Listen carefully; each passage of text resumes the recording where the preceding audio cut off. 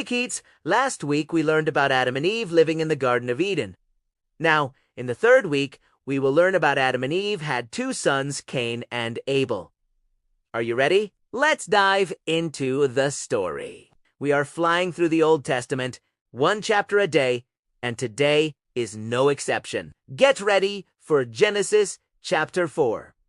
All right, let's go ahead and dive right into it. Now remember, we left off with Adam and Eve having just been created, spending some time in the garden, eating some fruit, having their first son, Cain. And now, in this chapter, there's going to be a follow-up. It's actually not only a follow-up, it's a consequence for the sin that happened in the previous chapter. But let's go ahead and see what happens. It says after this, Adam knew his wife again, and she conceived and bore a son. And in Hebrew, the word for son there, the second son, is actually the same word they use for grandson. So some scholars believe that this is actually Adam's second son. Not Eve's, but a grandson. Because the original language doesn't distinguish between son or grandson, that's just the way it is. So, just something to note there. But this guy's name was Abel, and he was a keeper of flocks, herdsman basically. Whereas Cain was a tiller of the soil. A farmer, I guess you could say. So then it came to pass in process of time that Cain brought an offering to the Lord of the fruit of the ground and of the firstborn of his flock, their cattle. And Abel, he wasn't second string. He didn't bring something lesser. He brought the firstborn of his flock, which was the best of his flock. So both of them brought offerings to the Lord. And the key word here is offerings. Because throughout the Old Testament, whenever someone wanted to come into the presence of the Lord, they had to bring an offering. Now, why did they have to bring an offering? Because everything that they had belonged to God.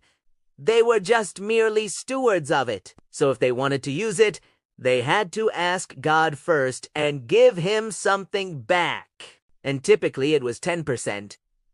That was called a tithe. So then, the Lord had respect for Abel and for his offering, but he was angry with Cain and his offering. And Cain was very angry, and he was just angry that God was angry with him. But he said, "Is it well, Lord, that you have taken my brother's offering, and have accepted it, and have not accepted mine? And God sakes, it is not.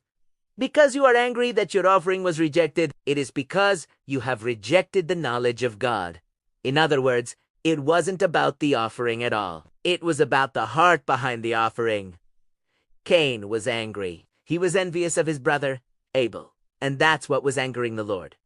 So the Lord told Cain, "Why are you angry? Why is your face downcast? If you do well, there is acceptance.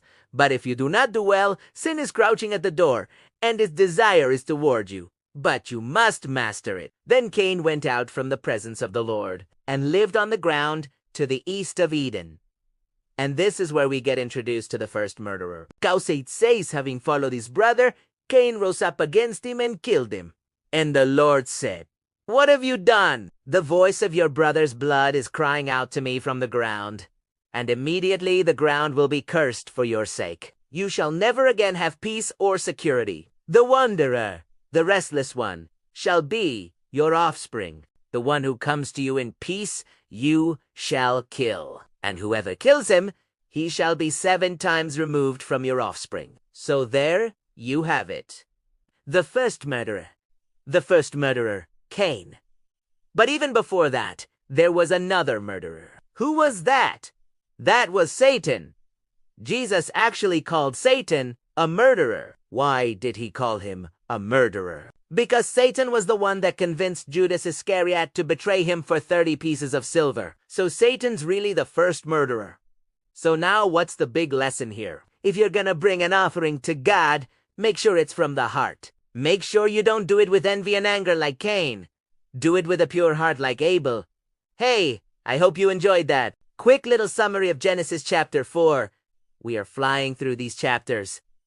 Man, we got so much more to cover. Don't forget to like, comment, share, and subscribe. We'd love to have you on board.